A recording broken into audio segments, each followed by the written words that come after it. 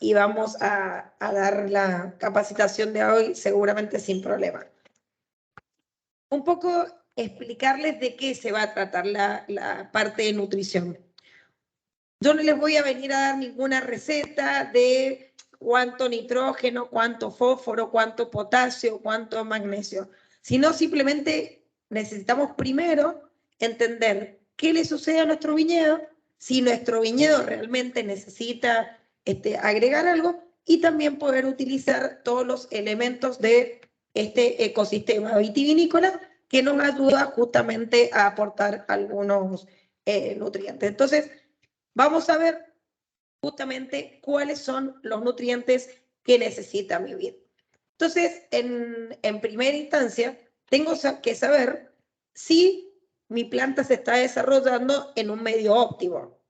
Pues tal vez yo digo, uy, se amarillan las hojas, le falta hierro, tiene poco crecimiento, le falta zinc. No, primero tenemos que analizar si realmente las condiciones en donde está plantada mi vid son sus condiciones óptimas para el desarrollo. Y esto, en primera instancia, es la vid para desarrollarse, en general, necesita temperaturas entre 25 y 28 grados de temperatura promedio.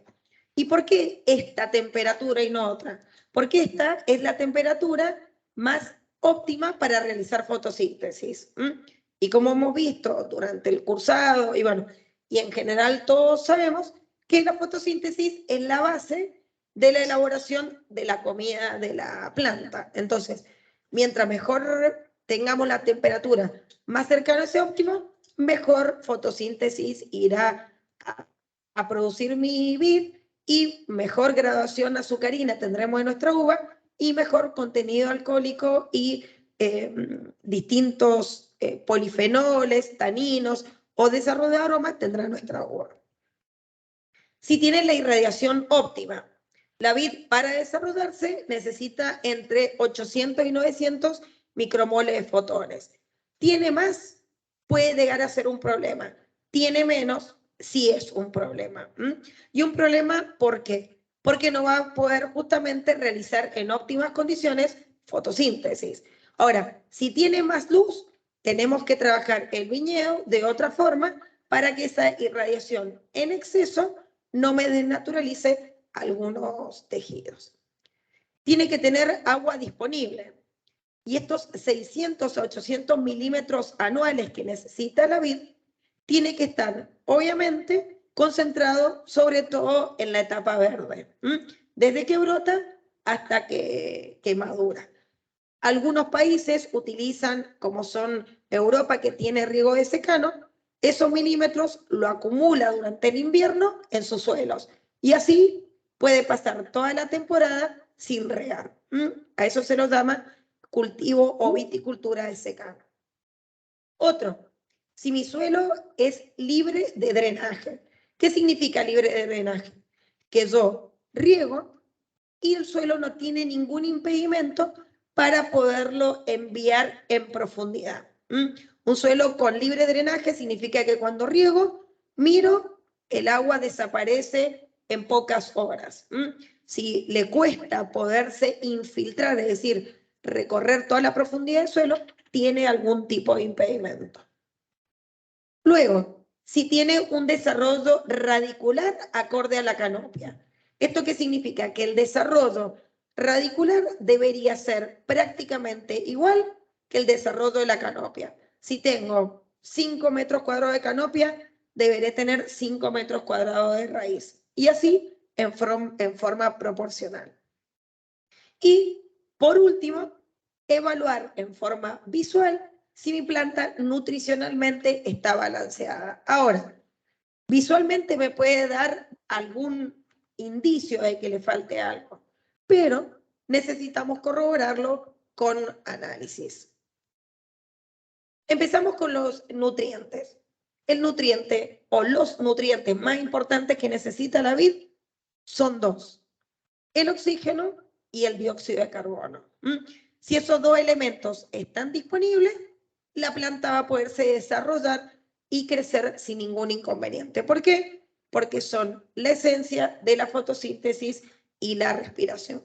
Por suerte, por suerte, ninguna de estas dos es limitante hoy en nuestro ambiente. Pero tenemos que tenerlo en cuenta porque a lo mejor un ingreso deficiente de oxígeno por tener nuestra planta muy estresada hace que esté disponible en el medio, pero mi planta no lo pueda tomar. Entonces, nuevamente, oxígeno y dióxido de carbono. Ahora, la nutrición vegetal, y ahora ya nos vamos a ir directamente a la vid. ¿En cuáles son los nutrientes que nosotros nos concentramos? En aquellos que, faltando, estando en exceso o en una proporción escasa, crean algún síntoma en mi planta. Algún síntoma que muchas veces es visible, pero otras veces no es tan visible. Y esos no tan visibles son los más peligrosos, porque empiezo a buscar otras excusas y realmente tiene otro problema, como podría llegar a ser una falta de crecimiento por un ataque muy grande de nematodes a mis raíces. Entonces, estoy buscando que el problema es aéreo y realmente es subterráneo. Los nutrientes de la vid más importantes se dividen en dos: macronutrientes y micronutrientes. Los macronutrientes en general son los que se necesitan en mayor cantidad, por eso su unidad de necesidad se mide en kilos por hectárea y los micronutrientes se miden en gramos por hectárea. Esta es una clasificación bastante antigua que la venimos usando casi todos los viticultores con el tiempo y decimos que los macronutrientes son el nitrógeno, el fósforo y el potasio. Y los micro, magnesio, ahí cometí un error, hierro, molibdeno, zinc, boro y manganeso. Ahora, el magnesio, que ahí dice magnesio, se me trastocó una N, hoy por hoy ya está considerado como un macroelemento. ¿Por qué? Es un elemento primordial y fundamental de la molécula de clorofila. Y estamos viendo que por el uso de portainjertos como 3309 u otro tipo de injertos o primaveras muy frías, muchas veces la necesidad de magnesio es más alta de la que suponíamos y ya hoy por hoy empezamos a medirlo en necesidad de kilos por hectárea. Lamentablemente en la industria no hay muchos productos con magnesio, digamos, en cantidades como para colocarlo en kilos por hectárea, pero estamos haciendo estudios para poder ver de qué forma lo podemos usar más eficiente. Ahora, estos análisis de laboratorio que hablamos recién, de los cuales nos ayudan a diagnosticar cuál puede llegar a ser nuestro problema, tenemos varios tipos: de suelo, de agua, foliares o los tres. En general, los tres nos dan información distinta. Es una inversión hacerlo, no es un gasto, es una inversión. Primero, porque si hacemos un mal diagnóstico, nos podemos gastar mucho dinero sin sentido. ¿Qué puede pasar también? Le ponemos productos de más y contaminamos nuestro suelo. Le ponemos productos de más y no vamos a estar nunca subsanando el verdadero problema. En general, y del modo que a mí me gusta trabajar, los análisis de suelo se puede hacer uno al año. Se puede hacer en un buen laboratorio, se puede pedir nitrógeno, fósforo, potasio, conductividad eléctrica, pH. ¿Por qué conductividad eléctrica y pH? Primero el pH, porque no todos los minerales están disponibles a todos los pHs. En general, los nutrientes que necesita la vid tendrían que estar disponibles en un pH 5 y 5,5. En general, también nuestros suelos vitícolas tienen un pH un poco más alto.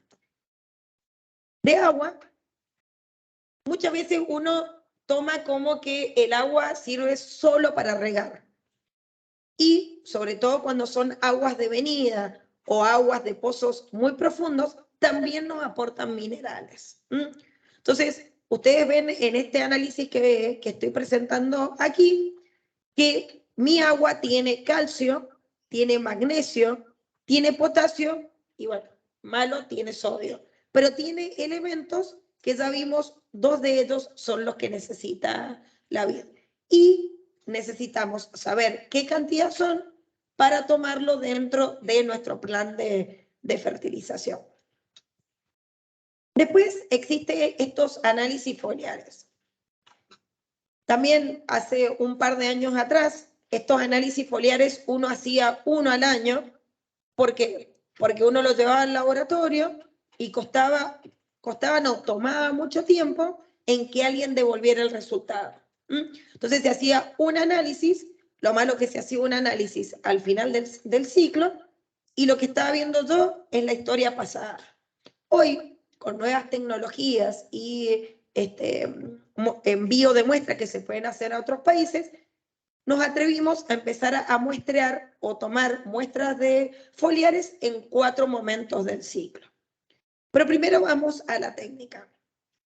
¿Qué hacemos en campo? Identificamos un lote, seleccionamos una cantidad de hileras que sea representativa del lote que yo voy a monitorear y tomamos muestras. Tomamos muestras de hojas siempre opuestas al racimo. No importa el momento del ciclo en que se encuentra. ¿Y cuándo lo tomamos? Existen curvas como la que ustedes ven aquí, en la cual nos señala cuándo es el máximo consumo según la etapa fenológica de cada uno de los elementos de la vid. Como ven, a partir de yema hinchada de inicio de floración, la mayoría de los elementos van siendo consumidos en mayor cantidad, por ende, aumenta la necesidad. Entonces, a través de esta curva, yo establezco que los muestreos de foliares los tengo que hacer ya con 4 o 5 hojas desplegadas, que sería brotación, floración, cuaje, algunos hacen floración y cuaje, algunos hacen solo cuaje, empero y maduración. Maduración, digo, y no cosecha, porque recuerden que muchas veces la maduración fisiológica de la planta o de la uva no coincide con la maduración enológica, porque necesitamos hacer distintos estilos de vinos que me llevan a esperar que madure más el ollejo, que la pulpa esté un poco más despegada o que entregue ciertas características, pero para la vid, su maduración fisiológica es cuando su semilla ya está madura, que ronda aproximadamente en los 24 grados Brix. Eso es para nosotros maduración. Entonces, estas extracciones foliares se hacen en 4 momentos, los resultados se entregan en forma bastante rápida y nos pueden entregar algo de información. En este caso lo que estamos viendo es análisis de nitrógeno y de fósforo. La curva en color rojo es el máximo que debería tener y la curva que está más rosada abajo es el mínimo que debería tener. Y la curva que está en verde es lo que tiene realmente.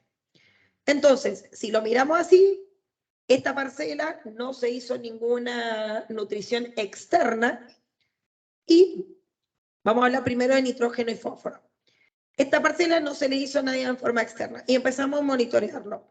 La verdad que el primer punto del muestreo, que para nosotros es 4 hojas desplegadas, me dice que está correcto el nivel de nitrógeno. Pero recuerden que ese nivel de nitrógeno es más que todo respecto a las reservas que tenía mi planta el año pasado. ¿Esto qué significa? Que yo mi nutrición del año pasado la hice correctamente. Ahí ustedes pueden también tener por debajo esa curva. ¿Y eso qué significa? Que mi nutrición del ciclo anterior estuvo mal hecha. Entonces, sí es un punto interesante mirar antes de tomar una decisión de una fertilización. Ahora, vemos el otro punto ya la tomada del 6 del 12, que es descuaje, ya se quiere acercar un poquito más al mínimo, pero está dentro de los rangos. Pero 2 puntos acá preocupantes son el penúltimo, que no sería tan preocupante, pero sí el último. ¿Por qué? Porque el último ya me está indicando que va a partir el ciclo que viene con un nivel más bajo. Ahora, estos análisis, miren el tiempo que no hemos tomado para escribir una sola curva. Ahora, estos análisis siempre tienen que ir asociados con la producción que yo tengo. En este caso, esta parcela rindió 9.000 kilos por hectárea. ¿Qué hubiese pasado si hubiese rendido 11.000 kilos por hectárea? Por ahí es muy probable que esta curva hubiese variado y hubiese estado tocando más el mínimo. Pero bueno, nutricionalmente, para el nitrógeno no estaría tan mal, pero tampoco terminar la curva no estaría tan bien. La curva que sigue es de fósforo. Ven que siempre está por encima del nivel máximo. A esa, no, la anterior, ahí está. La del fósforo, a ese viñedo no se le ha hecho ni una aplicación de fósforo. ¿Qué es lo que tiene este viñedo? Un sistema radicular muy sano. Un sistema radicular que prácticamente tiene los mismos metros cuadrados de canopia. ¿Ah? Entonces, ahí ven, no, realmente esto lo manejo yo, así que estoy hiper segura. No se le hizo ninguna aplicación de fósforo. Ahora ustedes ven, si yo hubiese seguido una receta, bueno, a la vida hay que ponerle nitrógeno, fósforo y potasio, hubiese tirado plata, porque ya internamente mi planta tiene muy buenas condiciones de fósforo. En cuanto al potasio, está sin ningún problema, pero miren el magnesio. El magnesio está por debajo del mínimo. Justamente tomamos esta parcela porque tiene un portainjerto sensible a la absorción de magnesio. En este caso sí hicimos aplicaciones externas foliares, pero no fue suficiente. Entonces, está bien, yo les estoy mostrando el después. La idea siempre es ir viendo punto por punto para ver si tengo que corregir hacia adelante. En este caso del magnesio, no había problema que en el primer muestreo estuviera por debajo del límite inferior, pero da la segunda y tercera no pudimos elevarlo con fertilizaciones foliares de magnesio. No pudimos. Bueno, no quiero aburrirlos, seguir mostrando análisis, pero ¿qué nos dice este análisis? Que en general, de nitrógeno estoy en un amarillo, cuidado, ojo con el nitrógeno. Fósforo y potasio estoy muy bien. Lo hemos identificado con colores para que nos sea mucho más fácil ver, porque si yo le digo 50-48, mañana se van a olvidar. Es mucho más fácil ver en colores. Entonces, si yo siguiera de nuevo la receta, mi viñedo necesita NPK, nitrógeno, fósforo y potasio. Me hubiese equivocado.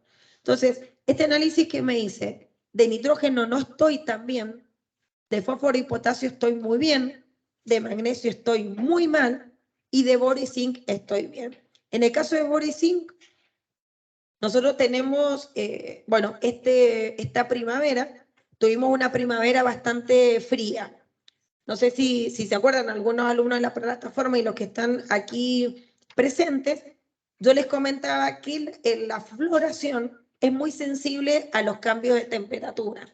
Temperaturas bajas o humedades relativas altas o lluvia hacen muy mal al cuaje.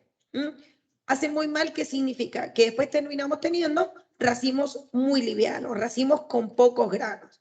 Entonces, como nosotros sabemos que el boro actúa en la elongación del tubo polínico y el zinc actúa en la división celular, nosotros sí hacemos aplicaciones preventivas con estos dos fertilizantes foliares. Entonces, los niveles de boro y zinc están perfectos. Si no hubiésemos hecho esas aplicaciones, es muy probable que también hubiésemos estado en un amarillo. No creo que en un rojo, pero sí en un amarillo. Pero no, son ya, digamos, manejos propios de los lugares. Yo no les voy a dar una receta, como les dije recién, les voy a contar qué es lo que hacemos para justamente llevar hacia la sustentabilidad. Y sí, lo he mencionado en algunos momentos, la sustentabilidad no significa solo orgánico, no significa biodinámico. La sustentabilidad significa que el cultivo que yo planté me produzca y me dé uva durante varios años. 30 años obviamente, ahí va la parte ingenieril, con el menos gasto posible y con el mayor uso de los recursos que tenemos. Y siempre la pregunta, ¿cuándo tengo que agregar? ¿Qué tengo que agregar? ¿Cómo hago? Tipo receta. Bueno, aquí un poco la receta no la vamos a dar, pero vamos a ver cuáles son los puntos que tenemos que analizar. Primero, mi plan nutricional puede estar apuntado a 2 puntos. Un tema de mantenimiento, repetir lo que vengo haciendo, y otra parte, suplir aquellos elementos que están escasos. Si nos volvemos al cuadro de recién, decimos, yo debería suplir nitrógeno y debería prestarle atención al magnesio. Ahora, fósforo, potasio, boro y zinc debería seguir en la misma línea. Entonces, es un poco la forma que tenemos de armar los planes nutricionales. Ahora vamos con la bibliografía. Justamente le decía, si yo sigo la receta, yo digo que cada 100 quintales de uva o 10.000 kilos de uva por hectárea, yo debería reponer 50 kilos de nitrógeno, 18 de fósforo y 35 de potasio. Y ustedes ven que nosotros en ese análisis ni potasio ni fósforo necesitamos. Esta receta para mi parcela no sirve. Pero lo único que me puede dar cuenta es haciendo un análisis foliar. No son caros, pero son muy útiles a la hora de tomar una decisión. ¿Y cuánto necesito? Y esto sí es importante y sobre todo sí sirve para saber en qué momento necesito aplicar los distintos, o más que aplicar mis distintos elementos o minerales, es cuándo deberían estar disponibles. Y aquí me dice que en brotación y cuaje se consume el 16% de nitrógeno, el 16% del fósforo y el 10% de potasio. ¿Y cuándo es que más consume? Entre cuaje y maduración. Entre cuaje y maduración es el mayor consumo de la mayoría de los minerales. Pero yo no voy a ir a aplicar si me falta algún insumo ahí.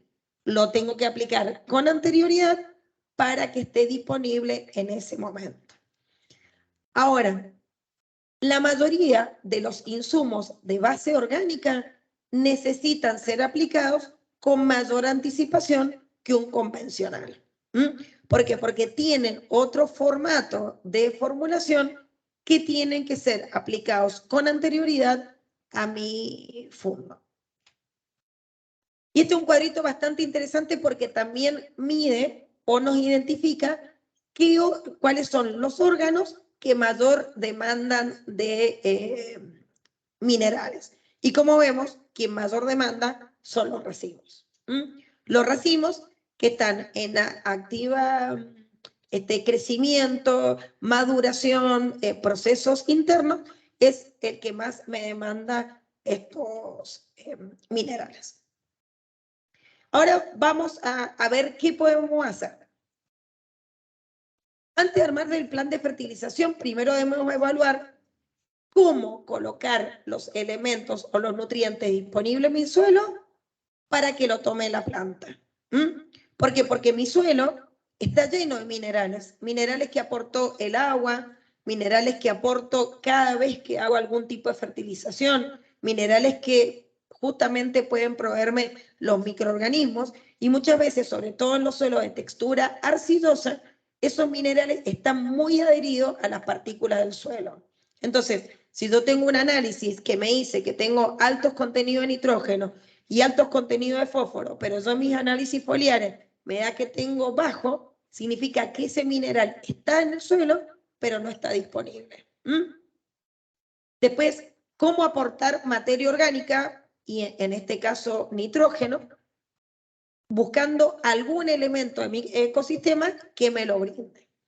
Y luego, ¿cómo mejorar la sanidad de mis raíces para que puedan hacer uso eficiente de esos minerales? Un poco contarles, este famoso sistema vivo que es el suelo, tiene que estar muy bien manejado para que al colocarle cualquier aporte, ya sea minerales en forma orgánica o minerales de síntesis, sí o sí tienen que existir microorganismos. sí o sí tiene que existir oxígeno, sí o sí tiene que existir agua. Los microorganismos son los principales responsables de poder desdoblar los nutrientes para que la planta los pueda tomar. Lo vimos en su momento también, el suelo es tan complejo y tan simple como eso. En el caso de la vid, necesita 20 o 25% de aire, 20 o 25% de oxígeno, necesita 50 de material sólido y de ese 50, 45 de minerales y 5 de materia orgánica. En los cuadros o gráficos viejos veíamos 50% sólido. Chao, no le prestábamos atención y ya está. Hoy se sabe que esa materia orgánica no es solamente materia orgánica porque me guste ver humus, sino que esa materia orgánica aloja microorganismos, nuevamente que son los responsables de descomponerme los nutrientes que le coloco al suelo. Para poder cumplir la mayoría de estos, digamos, estos conceptos que vimos recién, primeramente tenemos que descompactar o airear nuestros suelos, que lo podemos hacer con implementos agrícolas, siembra de verdeos, aporte de materia orgánica en forma directa o aporte de materia orgánica que tengamos en nuestro ecosistema y el de compost. Obviamente la observación de si tengo compactación o no la voy a hacer a través de una calicata. En ella voy a observar desarrollo de raíces, capas que tengo de suelo, si mis raíces crecen en forma horizontal o vertical. Si crecen en forma vertical, voy a estar feliz. Digo, tengo un excelente sistema radicular saludable. Es más, en la parcela de donde obtuvimos esos buenos resultados de fósforo es la que ven de este lado de la pantalla, es decir, si yo me pongo enfrente, la izquierda. Ahí se nota, es un sistema radicular muy sano, que tiene una muy buena expresión, ese fósforo extra no necesita. El fósforo nos habla mucho, mucho de la sanidad de las raíces. Mucho. Uno ve un fósforo bajo y no es que le va a poner más fósforo, sino que simplemente tiene que fijarse qué tan sanas están mis raíces.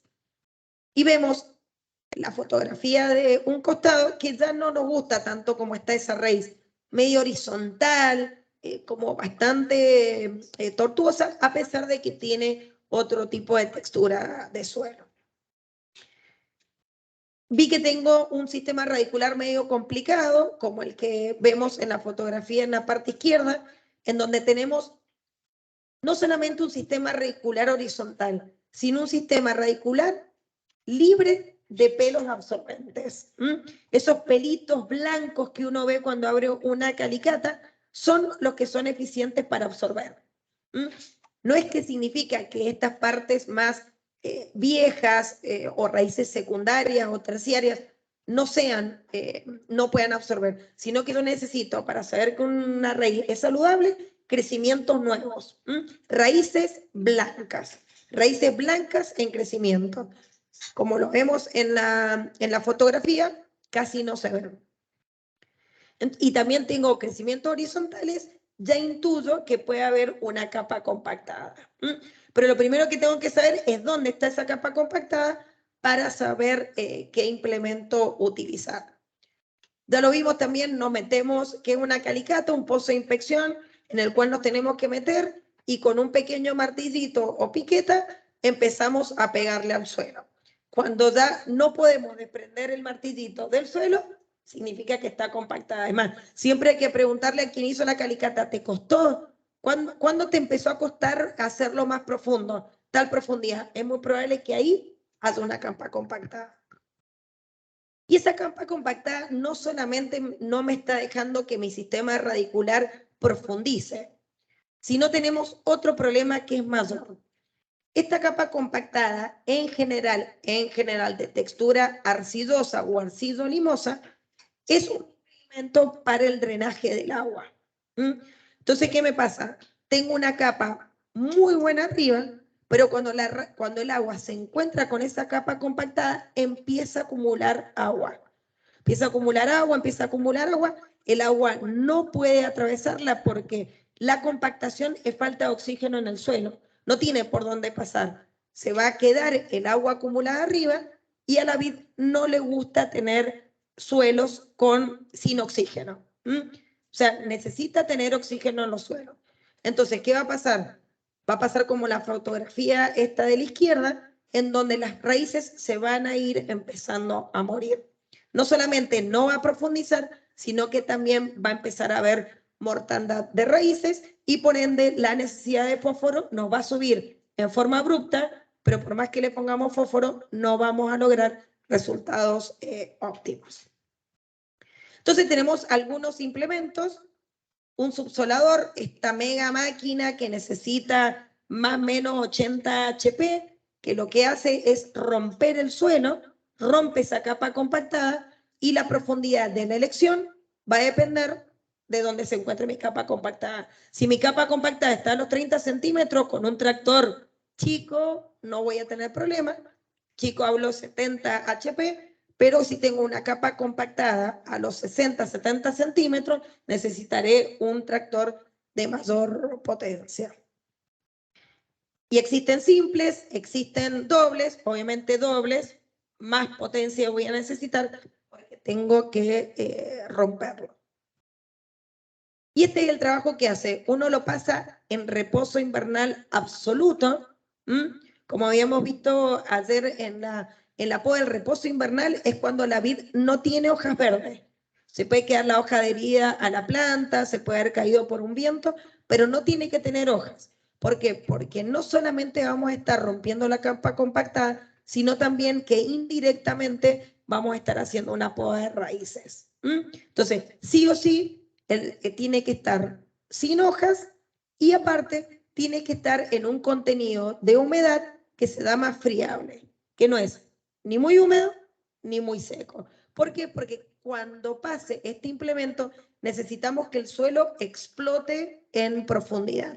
¿Para qué? Para que rompa no solamente por donde pasa el implemento, sino también a los costados. Es impresionante ponerse del otro lado del camellón y sentir cómo vibra el suelo.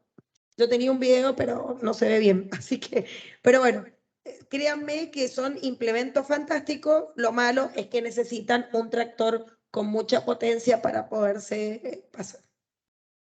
Y esta es la poda de raíces que produce más. Muchas veces nos pasa que los tractoristas están pasando, sienten que se van rompiendo las raíces. No, ingeniera, no se rompen las raíces. Pues tranquilo. Ahora, no tenemos que pasarlo en todos los camellones. ¿Por qué? Porque vamos a producir una poda de raíces increíble. Pero una poda de raíces cada 3 años tampoco le hace mal a la vid, la rejuvenece. Algunos me habían preguntado, bueno, ¿y si corto las raíces después tengo que curar? Si estamos en un contenido de humedad, como yo les digo, no hace falta curar. El mismo suelo va a absorber un poco de humedad que tenga la raíz y la herida se va a sedar.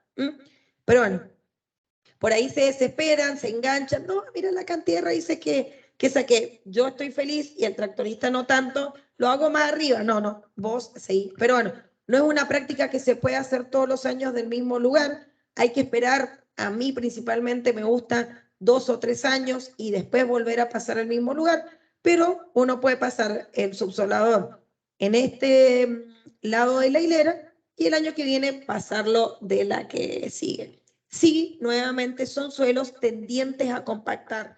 Ahora, yo recién les decía que los suelos de textura arcillosa o arcido-limosa son tendientes a compactarse, pero también los arenosos, sobre todo los arenosos que se riegan por goteo y que se riegan con aguas salinas.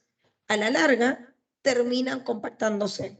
Entonces, todos los suelos, para evitar esa compactación, se deberían mover. En este caso vimos un problema puntual y lo estamos corrigiendo. En el plan que tenemos de manejo de suelos nosotros, siempre pasamos este implemento, siempre.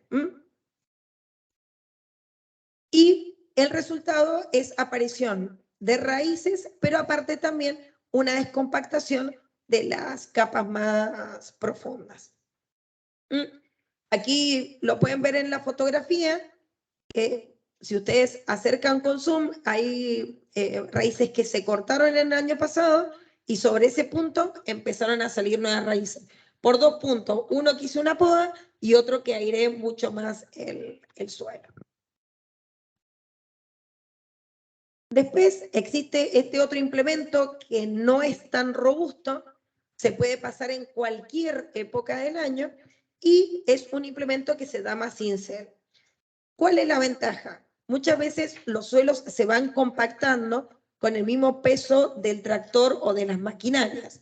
Entonces, en suelos justamente que tienden a compactarse, cada vez que utilizo o me meto al viñedo con una máquina pesada, paso este implemento luego atrás para poderlo descompactar. Es de 20-30 centímetros, no es un implemento muy pesado y tampoco requiere mucha potencia. Es un trabajo rápido que en aquellos suelos que se compactan es fácil de pasar. Ahora, estos suelos que se compactan, como les decía recién, no solamente me va a llevar a que el suelo no tenga oxígeno, por ende no a un buen desarrollo radicular, por ende me va a figurar un alto necesidad de fósforo, sino también esta asfixia del suelo, esta falta de oxígeno, no me va a permitir que la vid tome el hierro. Y voy a empezar a ver en la parte superior hojas amarillas, hojas veteadas de color amarillo. Yo le voy a poner hierro, no mejora, no mejora, no mejora, no mejora, y es simplemente un movimiento de suelo, una aireación, lo que me va a llevar a que mejore ese síntoma de falta de hierro. Ven, deja bastante mullido el suelo, esta persona ahora lo está pasando en invierno, pero también hace esta función. Bueno, así se compone el cincel, es un arco en el cual uno le puede poner una cuchilla o nosotros le llamamos golondrina o escardillo. Nuevamente, la función, esto es, no solamente es compactar, sino airearlo para que, como ya le dije, el elemento fósforo y el elemento hierro estén disponibles para que lo pueda tomar mi planta.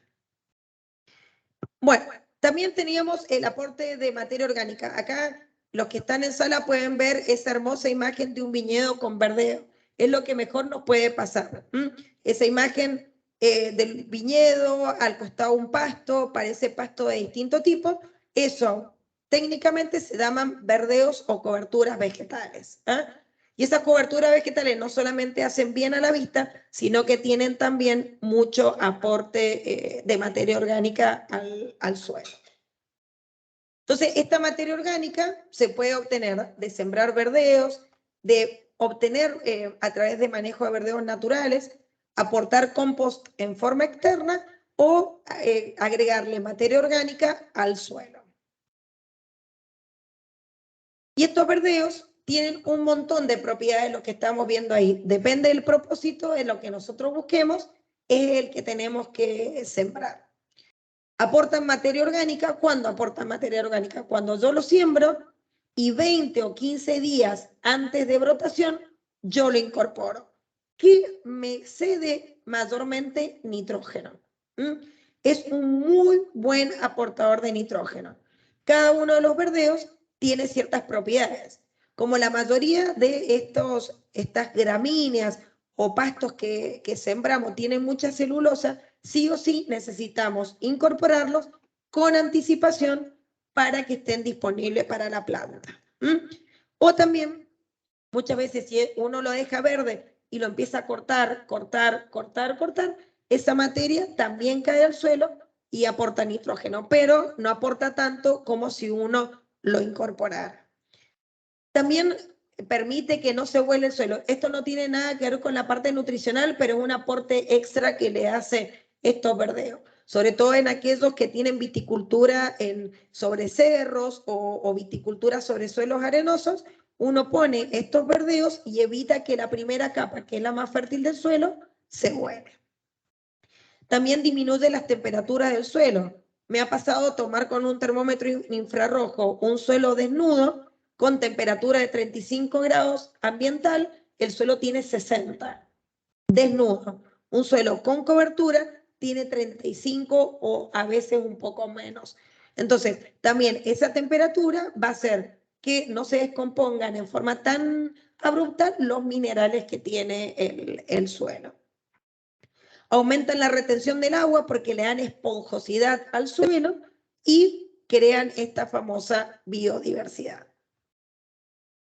Bueno, los verdeos tenemos millones según el uso que le vayamos a dar. Por ejemplo, la selga y el rabanito son muy buenos para crear descompactación o airear los suelos. Todo lo que son las gramíneas, avena, raigás, festuca, agropiro, se pueden usar como abono para incorporarlo antes de la brotación.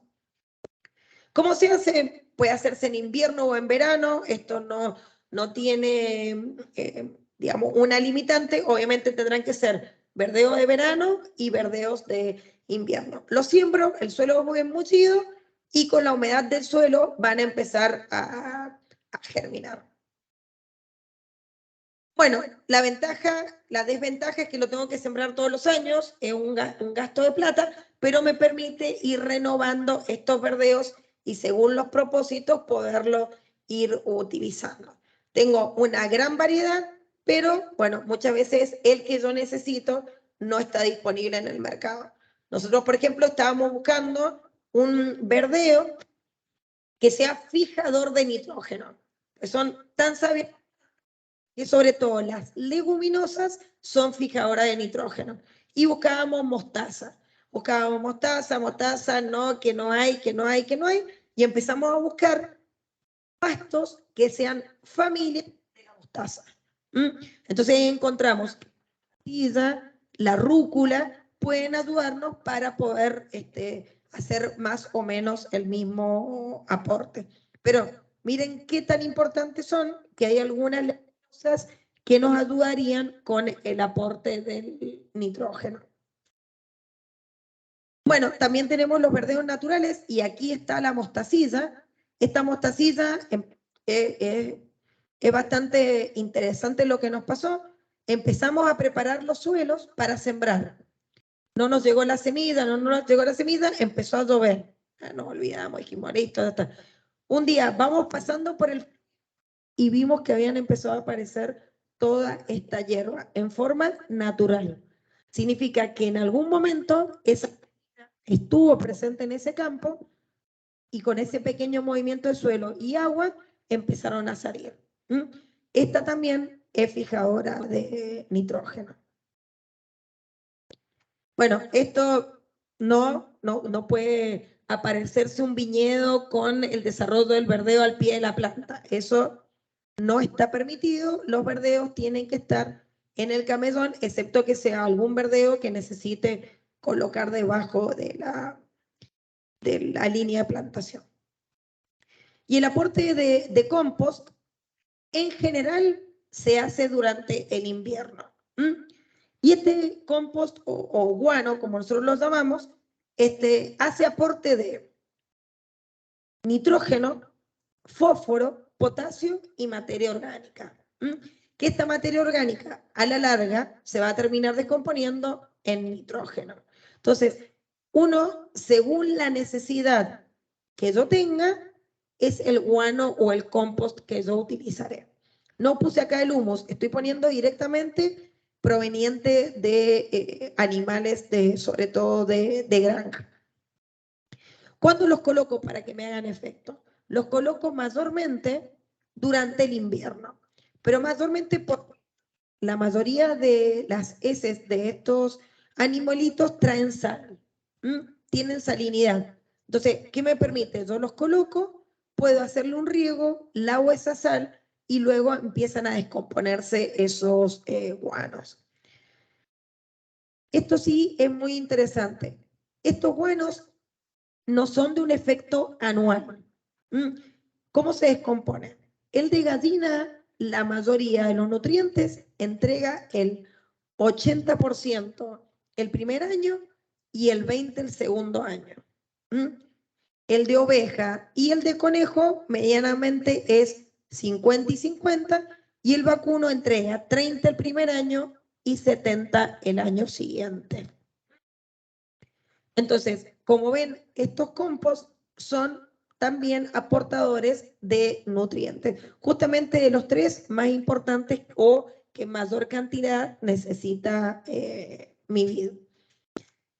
A ver, a mí me gusta mucho, como así el subsolador le decía que es compacta, pero aparte poda raíces, los compost me mejoran los suelos en una forma más allá del aporte de los nutrientes. Me ayudan a esponjar el suelo, me traen microorganismos que me van a ayudar también a descomponer algunos minerales cuando los coloque, si es que los tengo que colocar en forma convencional.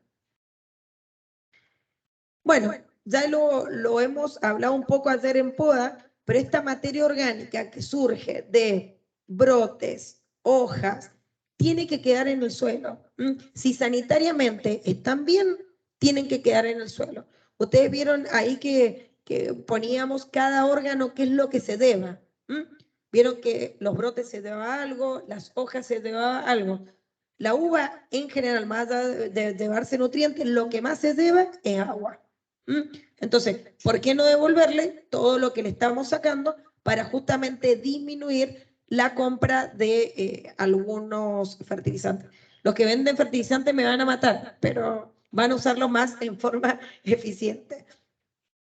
También lo que es el compost o lo que proviene de la bodega. En este caso, por ejemplo, eso es escobajo. Eso es escobajo que uno lo puede utilizar y colocarlo arriba de la hilera, que luego cuando lo va mojando, el mismo escobajo se va deshaciendo y va penetrando en el suelo. También el orujo fresco o los escobajos frescos. El orujo fresco tiene aparte una acción insecticida. El orujo fresco, estoy hablando, cuando uno lo coloca al suelo, levanta temperatura y esa temperatura elimina algunos insectos que se producen en las primeras capas de suelo. Pero ojo, hay que tener cuidado porque aparte también destruye algunas raicillas. Entonces, es generalmente, ¿qué es lo que utilizamos? Utilizamos orujo compostado. ¿Y por qué no hacer un compost de orujo, guano o algún compost y el escobajo? Uno lo mezcla bien y ya le aporta mucho más materia orgánica al viñedo. De nuevo, le estamos devolviendo lo que le sacamos. Obviamente que depende después de los análisis, si me diga que necesito fósforo, nitrógeno, bueno, pero esto lo tienen que tener en cuenta y cuando van a hacer su análisis, sentarse y hacer una cuenta. Bueno, yo necesito 50. ¿Cuánto me aporta el agua? ¿Cuánto le estoy aportando con el compost? ¿Cuándo le estoy aportando el suelo mismo tiene? Bueno, eso me da que yo necesito aplicar 20. ¿Ah? No los 30 adicionales que me los está aportando. La etapa de armar el plan de fertilización no es sencillo y hay que tener un montón de papeles, lamentable computadora con mucha capacidad, para poder ver los distintos actores que intervienen digamos, en mi ecosistema. Sí es importante tener en cuenta que mucho de lo que anda dando vuelta uno lo puede volver al terreno. Ahora, por ahí, ¿qué es lo que pasa? La parte de los brotes, sobre todo en la poda, como también son bastante, con mucha celulosa, necesitan tiempo para descomponerse. Pero una de las ventajas que tiene es que les crea un mulching o una cobertura que ayuda a que no haya tanta evaporación, que no haya tanta irradiación sobre los suelos y que no descomponga los minerales naturales del suelo. Bueno, como ven, no les dije una receta, si se pensaban que ustedes iban a anotar 10.000 kilos de uva, tengo que sacar tanto, no. La idea cuál es que aprendan primero a que los análisis son fundamentales. A ver, cuando ustedes van al médico, el médico no le dice, bueno, vos Diego, tomate para el corazón. No, no va a ser tan negligente en decírselo porque lo vio medio pálido, por ejemplo. No, le hace un análisis y en base a ese análisis, ¿qué hace? No estás pálido. Le hace el análisis y dice, bueno, no, Diego no tiene a lo mejor problemas de corazón, tiene problemas de, no sé, presión, le falta algún mineral y a lo mejor con eso simplemente ya mejora toda su condición. Entonces, cuidado con seguir recetas, cuidado con no mirar más allá de simplemente una parte aérea. A lo mejor ustedes están viendo un crecimiento mínimo y ya le echa la culpa que falta hierro, que falta esto, y van a una calicata y se encuentra que está infectado de nematodes. Por más que le pongan lo que le pongan, la planta no va a responder si ustedes no solucionan el problema de base. La planta, ustedes tienen que saber qué tiene, y esto a través de análisis foliares que son bastante sencillos de hacer. Hay laboratorios que sacan las muestras ellos mismos, o las saca uno, se lo entrega y a la semana tienen los resultados. Entonces, la idea con esta charla era justamente aprender a que vean todo el entorno que tiene la vid y qué pueden hacer ustedes para poder hacer un aporte en forma sustentable. Bien, bien, profesora Cecilia, muchísimas gracias por su presentación. Por favor, chicos, fuerte las palmas. Bien, como es de costumbre, vamos a pasar a la ronda de preguntas. Por favor, en la sala virtual pueden levantar la manito o también pueden hacer sus consultas a través del chat virtual. En el aula presencial, por favor, los que quieran hacer una pregunta, levantar la mano. Bien, ha levantado la mano el profesor Bruno Jiménez. Adelante, profesor. Buenas tardes, ingeniero. Una consulta, ¿por qué no han analizado han analizado cobre? Porque el cobre influye significativamente en la lignina, ¿no? Que si tengo problemas de nemátodos, pues ayudaría eficientemente a contrarrestar o hacerle la entrada más difícil en el caso de los nemátodos, ¿no? El tema por ahí con el cobre sí lo analizamos dentro de los microelementos, pero como los nematodes siempre atacan en forma subterránea, digamos, la resistencia habría que poderla hacer en las raíces. Entonces, lo que hacemos son análisis separados para saber cuáles son los nematodes que tenemos. Si hacemos, y ahí entra de estos famosos análisis anuales de suelo, cuando hacemos de suelo, más allá de ser NPK, nitrógeno, fósforo y potasio, aparte le hacemos de la parte sanitaria. Y ahí vemos el tema de nematodes, pero específicamente cobre para nematodes no le hacemos, sí lo hacemos a cobre, porque es uno también componente de unas enzimas que hacen también, que interfieren en el proceso de la fotosíntesis. Y además, en general, el cobre uno lo agrega en las curaciones preventivas para peronospora. Siempre te diría, en general, al menos en Mendoza estamos aplicando 4 veces cobre, 5 en forma foliar. En otras latitudes están aplicando 10 veces, entonces es un elemento que recurrentemente se agrega. En general, yo no he visto deficiencia de cobre. No está de más, no lo puse ahí en los microelementos que analizamos, pero viene dentro de ese combo. Pero no para nematodes. Para nematodes hacemos análisis especiales, y en ese caso los nematodes no solamente cuánto tengo por kilo de muestra, analizamos cuántas larvas, cuántas hembras tengo en el suelo, cuántas ninfas de primer estadio tenemos dentro de nuestras raíces. Y eso también nos va a dar una pauta de cuál puede llegar a ser la infección. Si tenemos ninfas y tenemos poca hembra, estamos felices. Pero si tenemos una cantidad bastante alta de hembras, estamos como locos porque sabemos que va a tener muchas. Y analizamos qué nematodos, melodollines, si tenemos sifinema, porque sabemos que uno transmite en virosis, otros no. Pero a tu pregunta, Bruno, hacemos aparte análisis de suelo para tema nematoide, pero cobre para tenerlo en cuenta en su aplicación para nematoide, no lo hacemos. Sí, foliar. Otra pregunta. Nosotros una vez hemos trabajado en un proyecto de investigación utilizando micorrizas, partiendo un poco lo cobre, utilizando micorrizas, pero trabajamos con plantas de café. ¿Eso no ha tenido información sobre algún proyecto que se haya desarrollado específicamente en BICS para mejorar la captación a través de, utilizando ese tipo de lo que es las micorrizas? Mira, está muy en auge el tema de micorriza. Así como yo le hablo de todo esto sustentable y empezar a ver un poco, las micorrizas se están utilizando mucho Es más, estamos viendo que también las estamos utilizando en plantación. Entonces, ¿qué hacemos? Por más de que tengamos portainjertos que son mejoradores en cuanto a vigor o que sean resistentes a algún tipo de patógeno, lo que estamos haciendo hoy es embeber la planta nueva o el barbecho raíz desnuda dentro de una solución de micorriza para poderla ya colocar desde que nace de ese formato. Es más, teniendo una charla la otra vez con otros colegas, era cuando uno planta, en general no deberías agregarle más que algún pequeño nutriente, nada más, porque la planta se tiene que al lugar donde está, excepto que sean suelos cansados, que ya hayas plantado sobre.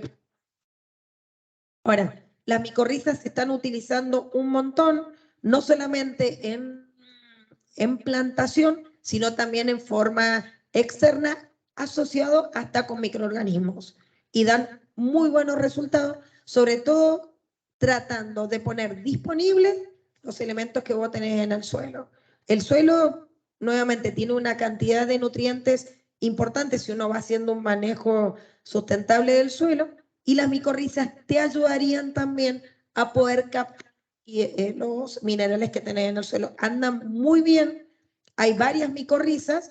En Chile han empezado mucho más temprano que en Argentina, pero nosotros ya tenemos varias que estamos usando, y donde yo trabajo, este año también vamos a hacer una investigación en plantación y también digamos, cuando vayamos a plantar o en plantaciones ya establecidas. Pero es muy interesante las micorrizas. Sí, en el caso de café funciona muy bien. Sí, en vid también. Y hay resultados muy. Gracias. Bien. En la sala virtual había una mano levantada, Pedro Enrique Dávila. Si tiene alguna consulta, por favor, adelante. Sí, buenas tardes, ¿cómo están? Antes que nada agradecer a todos los exponentes porque es muy interesante lo que están compartiendo con nosotros. Yo soy estudiante de la carrera de Ingeniería Agroindustrial, ahorita estoy en la clínica, pero estoy aprovechando el celular. Bueno, mi pregunta iba, no sé si me escuchan bien. Sí, se escucha perfecto. Perfecto. Iba básicamente al último cuadro de composición según tipo de compost. No sé si pudiera de repente hacer un poco más de énfasis en esto porque yo no la recibí muy bien en la señal. Me interesaría saber la diferencia y los pros y los contras entre los tipos de compost que está poniendo de gallina, oveja, vacuno y conejo, ¿no? Me parece que el conejo es un poco, que tiene un poco más de ventaja sobre los otros, ¿o me equivoco? ¿Pudiera, por favor, extenderlo un poco más? Gracias. Mira, Pedro, ahí estamos proyectando de nuevo la composición de los compost. Como dije recién, de acuerdo al objetivo que vos quieras poner el compost, es cuál vos vas a usar. Suponete que vos quieras aumentar un poco más de esponjosidad en tu suelo y no te interese tanto el aporte de materia orgánica inmediato. Uno podría poner vacuno. Como la alimentación de la vaca es a base de mucho grano, la descomposición de sus heces es un poco más lenta. Pero hay que tener en cuenta que el vacuno en general entrega 30% de esa composición que vos ves ahí en el cuadro el primer año, y el segundo año entrega el 70%. Según también el clima, por ahí incluso te puede llegar a durar hasta 3 años. Ahora, principalmente a mí me gusta más utilizar una más. Sí. No se ve el cuadro. Yo tengo una captura de pantalla, pero no estoy viendo ningún cuadro compartido. Ahí tratamos de mejorar. Vamos a compartir de nuevo.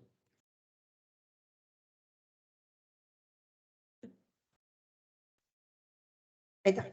¿No? Ahí Pedro se ve, ya me parece. Sí, ahora sí se ve, Bueno, yo les comentaba, a mí principalmente me gusta utilizar mucho a un animalito que es parecido, no parecido, es la cabra. Medianamente es muy parecido a lo que figura acá de oveja, por el tipo de alimentación que tiene. La cabra tiene tiene primero la propiedad de poderte entregar casi el 50% de los nutrientes el primer año y el segundo año te entrega el otro 50%. En mi caso a mí me gusta mucho porque me gusta tener algo medianamente equilibrado. Como la vid es una planta que tiene que vivir muchos años, más allá de que me interese que el primer año que lo coloca tenga sus resultados, me interesa también que tenga algo a largo plazo. Ahora, vos necesitas vigorizar este año porque ya ves que tu planta está bastante resentida, me iría un gallina. La gallina prácticamente te entrega el 70% el primer año. Según las condiciones climáticas, a lo mejor te entrega hasta un 80%. Es muy utilizado este compost, sobre todo para la hortícola, que tiene una respuesta en forma inmediata. Ahora, ¿cuál es el problema por ahí de la gallina? Que muchas veces viene de gallinas que son ponedoras y tienen mucho contaminante con algunos hormonas o algunos antibióticos. Entonces, hay ciertas certificaciones que no te lo permiten. En cambio, la oveja, vacuno, conejo, cabra, son, digamos, compost que son un poco más, digamos, que te lo entregan, pero no lo hacen en una entrega en forma inmediata. Muchas veces si uno utiliza cabra, sabes que después tenés que hacer algún complemento vía foliar de los elementos que acá le faltan. Hierro, algo de zinc, algo de boro, obviamente dependiendo de la variedad y las condiciones. A mí me gusta más la parte tipo oveja o cabra, es el guano que más elegimos. Pero también el vacuno nos ha dado muy buenos resultados, pero hay que tener paciencia, una virtud que no me caracteriza. Así que me gusta un poco más ver el resultado bastante rápido. Es más, me ha pasado de colocar vacuno, ir después y que las heces todavía estén ahí, no se han descompuesto. Es como que a los microorganismos les cuesta bastante descomponerlos. Y de vuelta, ahora, ¿cuánto coloco? Y ahí depende de mi necesidad. Si yo quiero vigorizar, me irían a unos 10.000 kilos por hectárea. Si quiero mantener, haría 8.000, 6.000 kilos por hectárea. Si quiero mantener, hago 6.000 kilos, el próximo año 6.000 kilos, pero bueno, por ahí no tengo la posibilidad de ponerle todos los años. Si no tengo posibilidad de ponerle todos los años, al menos cada 3 años yo le pondría un compost. Independiente del manejo certificado o no que tendría, le haría una aplicación de compost para traerle al suelo microorganismos, materia orgánica y demás, sobre todo en estos suelos con las altas radiaciones que tenemos nosotros, tanto acá en Ica como en Mendoza, que hace que los suelos no sean orgánicos. O sea, nos cuesta que las plantitas se queden ahí mucho tiempo y no se descompongan por un tema simplemente de temperatura e irradiación. La falta de humedad también colabora con que no sean orgánicos, ¿no? Ay, no te escuché. Sí, le consultaba justo con su último comentario sobre la falta de que los suelos no se concreten como orgánicos, de repente justamente por el calor, lo que falta es humedad, ¿no? También, ambas cosas, falta humedad, mucho calor y alta irradiación. O sea, el combo perfecto para que las vides no se enfermen, pero no tienen nuestros suelos tanta vida como si se da en aquellos lugares donde tienen lluvias durante el invierno, climas, temperaturas no tan altas durante el verano, que ayuda a que la descomposición no sea tan violenta. Otra cosa que sí, aprovechando tu pregunta, Pedro, es cómo colocarlos. ¿Ah? ¿Cómo colocarlos? A mí principalmente me gusta colocarlos enterrados, porque muchas veces en forma superficial, justamente por las características de nuestro clima que estamos hablando, se descompone con rapidez. Entonces, ¿qué me gusta a mí? Por ahí pasar un subsolador muy pequeño, una rejita muy pequeña, colocarlo, luego taparlo, como para que no se descomponga en forma tan rápida. Claro, de acuerdo. Muchas gracias. De nada. Bien. Ah, tenemos otra mano levantada en la sala virtual. Rodolfo, adelante, por favor.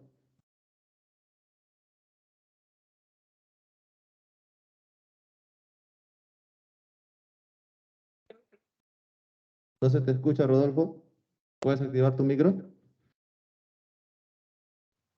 Ingeniera, buenas tardes, ¿cómo está? ¿Qué tal? Buenas tardes. Qué gusto escucharla después de tanto tiempo. Sí.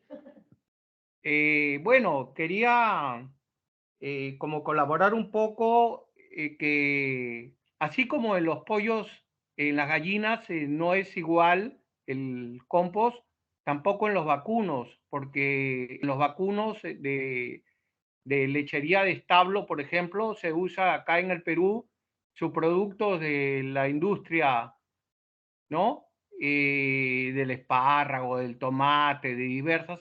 Entonces, no varía mucho. No es lo mismo que el ganado de engorda de invierno, que es mucho mejor. La tabla es buena porque hay que tenerla en cuenta como referencia, pero tener mucho a la hora de comprar, tener cuidado porque a muchos han comprado guano de vacuno creyendo que todos son iguales y no es igual. Y Exacto, también sí. escuché sobre los suelos, la consistencia friable. Hace tiempo que no escuchaba ese término. Yo creo que se refiere a que es un suelo suelto. Gracias. Friable es, primero, muy bueno el aporte de Rodolfo. A ver, un poco volviendo a las certificaciones y lo que hablaba Rodolfo, las gallinas ponedoras, las gallinas de piso, es igual con la vaca. Aquella vaca de tambo no tiene la misma alimentación que una vaca de pastura. En general, lo que pasa es que la de pastura es mucho más complicado poderla recoger sus heces porque están tiradas por todos lados, pero en general también el que sería más puro sería justamente ese que tiene de pastura por la alimentación. Mientras más compleja sea la alimentación de los animalitos que hablamos recién, más complejo va a ser su descomposición en el suelo. Y algo que mencionó Rodolfo, que por ahí, no sé si yo lo mencioné, es cada vez que agreguemos algo de estas materias orgánicas en el suelo, es importante ver de dónde proviene. Porque, por ejemplo, el tema del orujo y el escobajo, si yo no sé la procedencia, voy a mandarme una macana en vez de llevar un beneficio. ¿Por qué? Porque a lo mejor traigo orujo o escobajo de un fondo que no es el donde yo llevé la uva y me lo va a entregar a lo mejor escobajo o orujo contaminado con chanchito blanco. Yo no tenía en mi fondo y me lo traje. Entonces, no le hice bien, le hice mal. Y lamentablemente estos chanchitos viven en todo lo que son materias secas, pasan ahí en invierno. Entonces yo lo que hace, no solucioné nada, sino me traje un problema a casa. Es importante, a mí me gusta ir a visitar de dónde traemos sobre todo los abonos para verlos. A ver, si me dicen a mí, no, no, yo te los llevo de Corral y voy y veo todas encerradas en un mismo lugar, digo, no, estas me están metiendo, nosotros diríamos el perro. Entonces, sí es importante siempre, el cuadro de nuevo, Rodolfo, es orientativo, es como para que todos viéramos que no es lo mismo gallina que vaca, que cabra, que oveja y demás. Pero sí hay que tener, sobre todo en la materia orgánica, muchísimo cuidado de dónde viene. También me ha pasado comprar un muy buen guano de vaca, primer viaje divino, el segundo viaje traía más piedra que guano.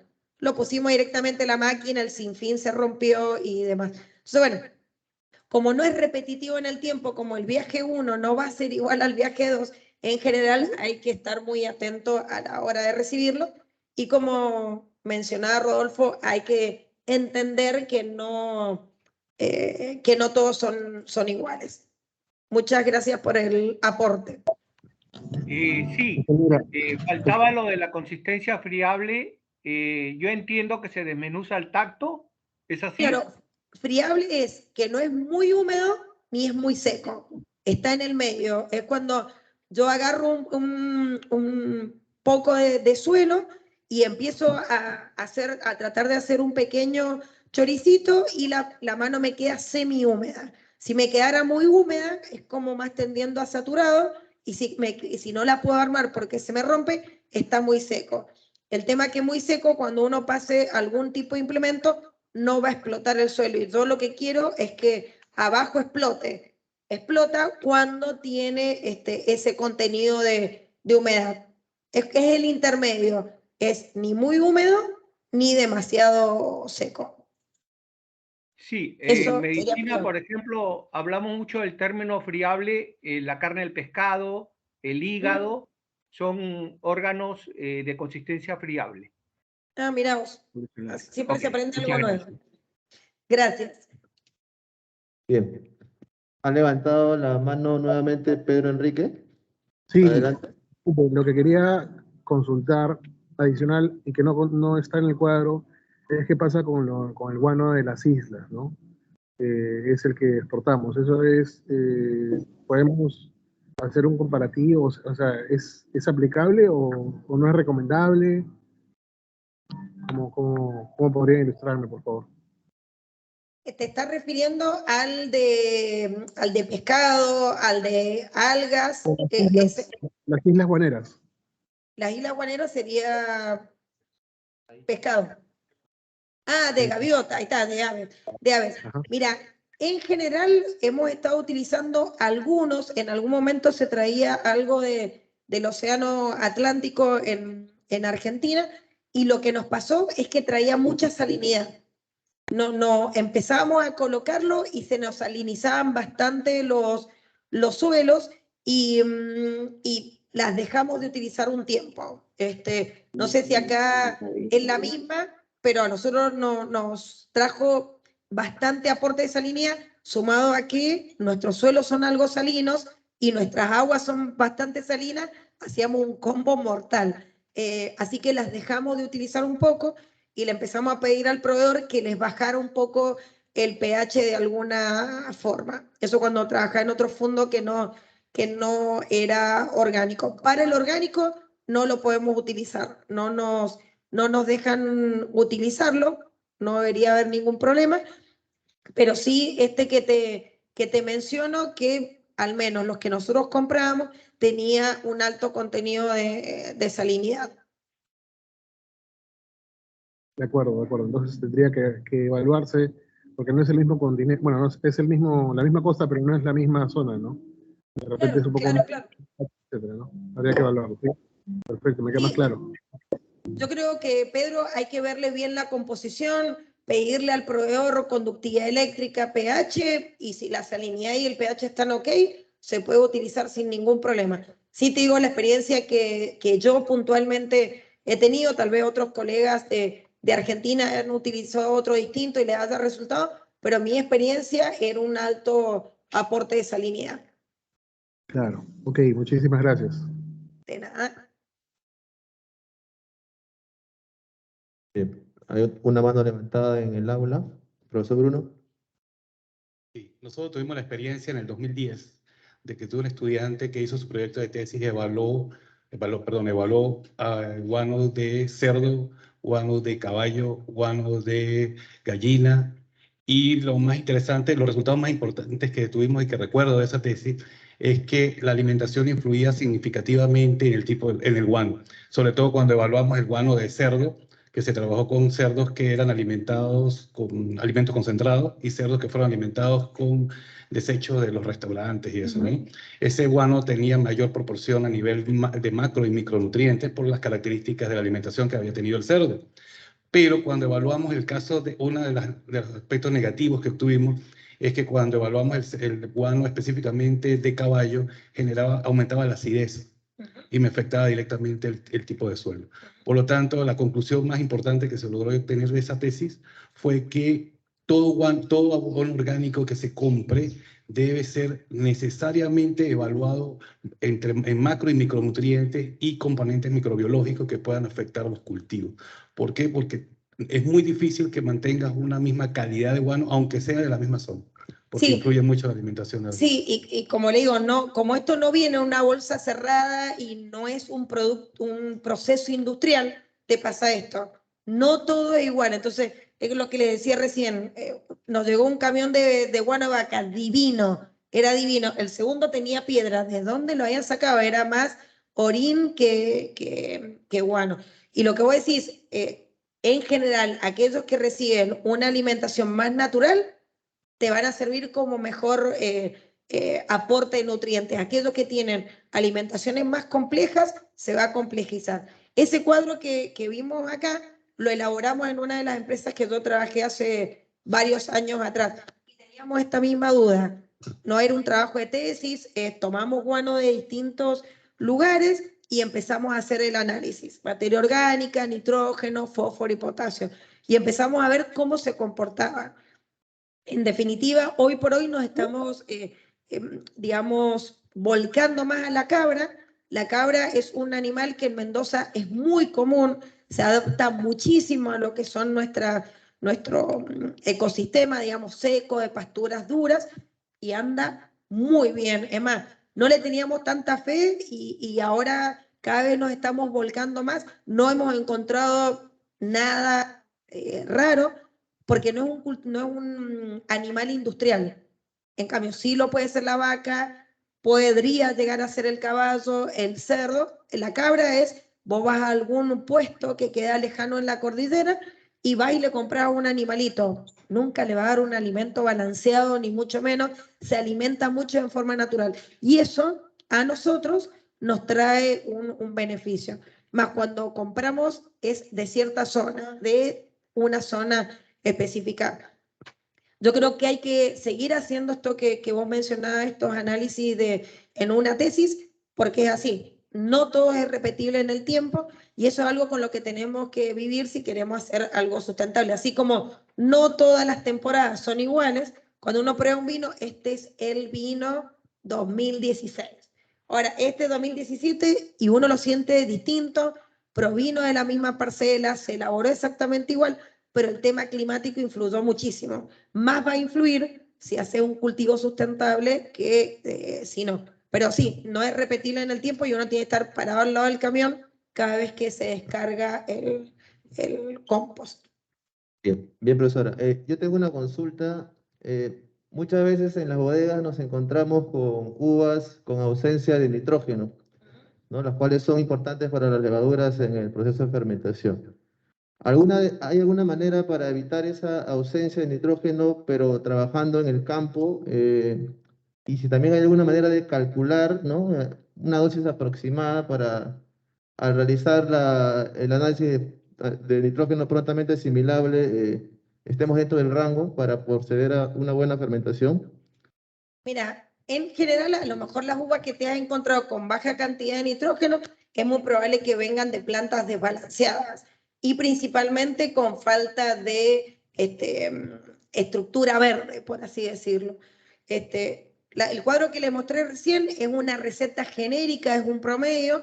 Se dice que cada 10.000 kilos de uva que vos sacás 50 kilos de nitrógeno mineral. No significa 50 kilos de urea, 50 kilos de nitrato de potasio, es 50 kilos de nitrógeno elemental. Entonces, cuando yo voy a comprar, suponete que sigamos con este formato de aporte convencional, primero hay que hacer un análisis de esto, cuánto tiene mi agua, cuánto tiene mi suelo, y si después con el análisis foliar te dice que tenés que agregarle 30 unidades, es lo que hay que agregarle. Pero es muy probable que esa falta de nitrógeno es porque la planta ya se quedó sin absolutamente nada, porque la prioridad para la planta es el racimo de uva.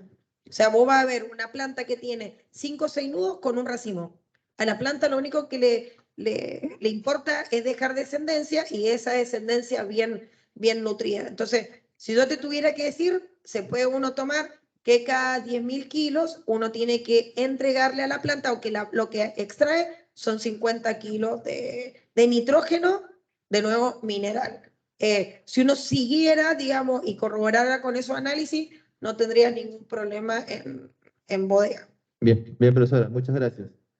Bien, vamos a terminar con la rueda de preguntas y para dar finalizado este evento, esta conferencia, Vamos a invitar al doctor Carlos Veas, que en esta ocasión nos acompaña de manera presencial para que por favor pueda dar el cierre. Fuerte aplauso, por favor.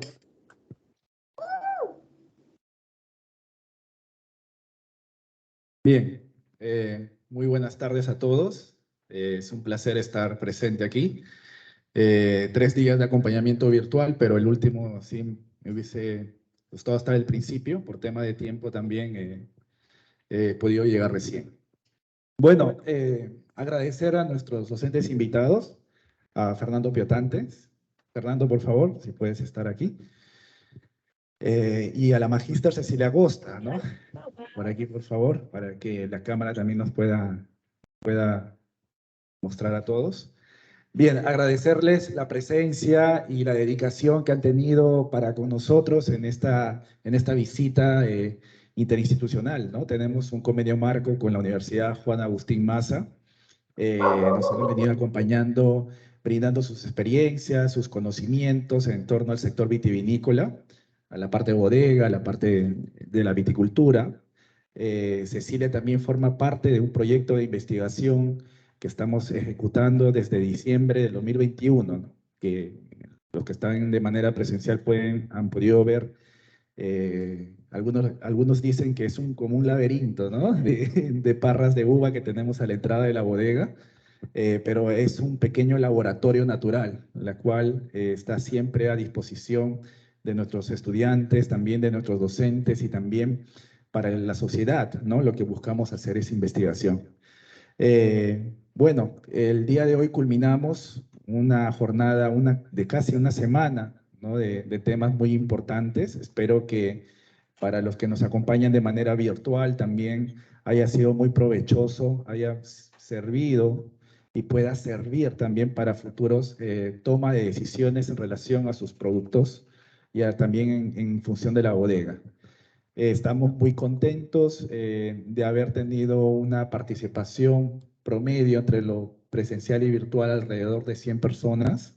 Estamos muy satisfechos de que haya una concurrencia y eso es por la calidad de los temas que han venido presentando nuestros expositores. ¿Algunas palabras finales? Cecilia, por favor. Bueno, yo me estoy quedando sin voz, así que yo creo que hemos hablado bastante.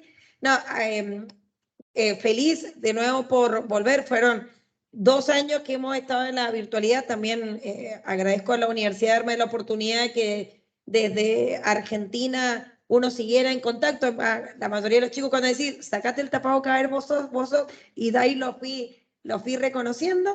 Sí decirles, y siempre mis charlas nunca van a ser de receta, porque entendemos que hay situaciones que no se repiten en todas partes del mundo.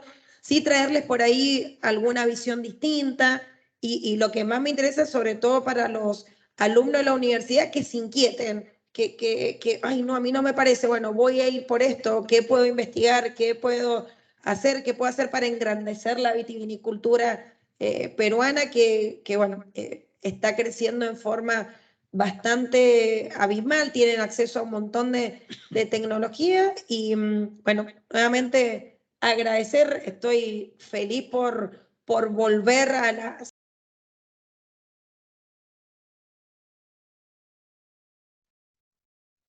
que me encanta y bueno, y también tuvimos por suerte la posibilidad de recorrer otros fundos, que eso también a uno le va dando una visión. Cada vez que vengo siempre me gusta ir a recorrer alguna empresa, ir entendiendo de a poquito un poco más la viticultura y de nuevo, sabemos que el cambio climático se viene, está instalado y por qué no, tal vez dentro de un par de años ustedes tienen el mismo clima que nosotros y nosotros el mismo clima que ustedes.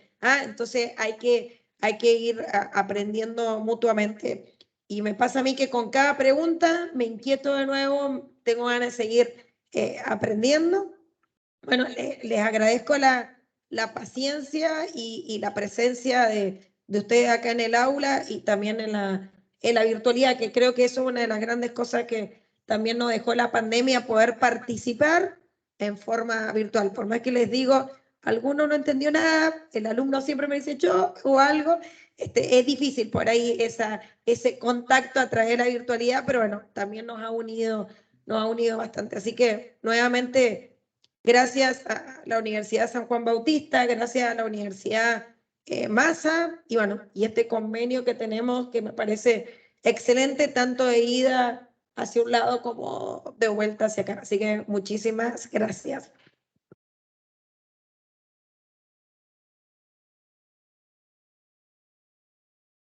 Bueno, menos mal que estábamos mal de la voz, si no hubiera sido más largo. No. Bueno, no, yo un poco me despedí también el martes luego de mi segunda charla, pero más allá de estar agradecido a las instituciones, como dije, también hoy que llevo 2 días más en ICA, agradecerle a todo el equipo porque la verdad es increíble y también transmitirle un poco que me voy, yo es mi primer viaje a ICA, me voy sorprendido y muy contento de haber probado los vinos que hacen en la bodega de la escuela, de haber recorrido el fondo, de haber visto la cantidad de elementos que tienen como una universidad para brindarse a la sociedad, como decías recién, de esa parcela de investigación que están creando, que Cecilia forma parte, pero también ver toda la parte de animales, de veterinaria, de todo el fondo y que lo estuvimos recorriendo, me parece muy bueno, me parece maravilloso la tecnología que tienen acá, las cosas que están haciendo de probar otros proyectos también allá en la sede de NICA, así que me voy muy contento y felicitarlos y agradecerles el haberme dejado conocerlos. Así que bueno, muchas gracias. Bien. Bien, muchas gracias a todos. Agradecer también a nuestro presidente fundador, el doctor José Luis Elías Ábalos, que sin su apoyo no hubiese sido posible la realización de este curso. Al doctor Rafael Urrelo, rector de la Universidad Privada San Juan Bautista, a la magíster Miriam Esquenone, gerente general de la universidad, al doctor Alberto Casas, vicerrector académico de la universidad, al doctor José Ignacio Pineda, vicerrector de investigación, y a la magíster Amalia Salafia, que es miembro fundadora de las 2 carreras profesionales que tenemos, entre una de ellas la de Ingeniería en Enología y Viticultura. Y a todo el equipo, ¿no?, que es importante, al canal de la universidad, a Germán Bolet, coordinador del programa de Ingeniería, Enología y Viticultura, y a la ingeniera Luz Pismana, también coordinadora del programa de Ingeniería Agroindustrial, ¿no? Gracias a todos ustedes, que tengan una bonita tarde y estaremos seguramente conectados nuevamente, presencial o virtual, en un próximo curso. Muy buenas tardes a todos y que tengan... cuídense mucho, mejor dicho. Muchas gracias. Buenas tardes.